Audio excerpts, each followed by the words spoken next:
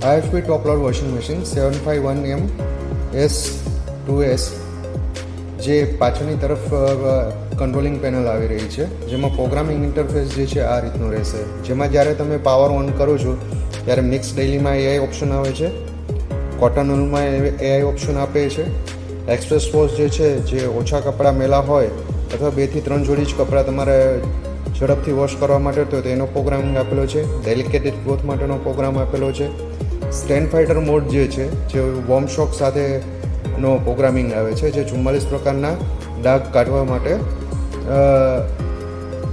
સરળતાથી ડાઘ કાઢવા માટેનો પ્રોગ્રામિંગ આપેલો છે, જે તમારે આપણે થોડા ડિટર્જન્ટની ક્વોન્ટિટી વધારે રહેશે અને પ્લસ જે છે તમારે આપણે સમય જે છે થોડો વધારાનો રહેશે. સેમ એ રીતે જે છે તમારે બલ્કી બેડિંગનું ઓપ્શન આપેલું છે, જેમાં બી AI ઓપ્શન આવી જાય છે, જેમાં ઓછાડ, ચાદર, પડદા છે, ગાદલાના કવર છે, શાલ છે કે ઓલ સિઝનના બ્લેન્કેટ તમારે વોશ કરવા હોય તો એ પણ સરળતાથી જે છે ધોઈ શકાય છે તમારે. સેમ રીતે બાળકોના કપડાં માટેનું ઓપ્શન આપેલું છે એન્ટી એલર્જન.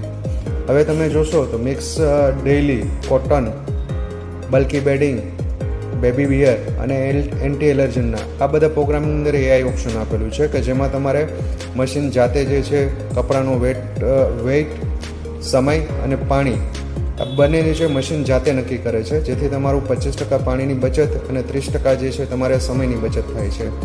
આ તરફ જોશું તો આમાં તમારે પર્ટિક્યુલર તમારે આપણે વોશ કરવું હોય, રિન્સ કરવું હોય કે સ્પિન કરવું હોય તો એ પણ તમારે થઈ શકે છે. તદુપરાંત મેન્યુઅલી તમારે વોટર લેવલ એડજસ્ટ કરવું તો એ પણ થઈ શકે છે. કપડાને જો તમારે વોશિંગ વખતે પલાળવા છે તો શોકનું ઓપ્શન બી આપેલી છે, જેમાં તમારે 20 થી 25 મિનિટનો ટાઈમ જે છે વધારાનો એડ થઈ શકશે.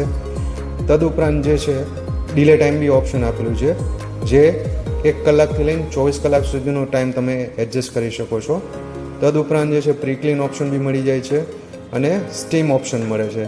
સ્ટીમની અંદર જે છે તમારે 60 ડિગ્રી અને 40 ડિગ્રી બે ઓપ્શન તમને મળે છે, કે જેમાં તમારે આપણે આ પણ ઓપ્શનલ જ છે કે જે તમારે કપડાને જે છે હાઇજીન કરવા થોડા વધારે મેલા હોય તો મેલને જે છે નબળો પાડી અને વોશિંગ ક્વોલિટી જે છે સારી કરવા માટે હેલ્પપ્રૂફ થાય છે.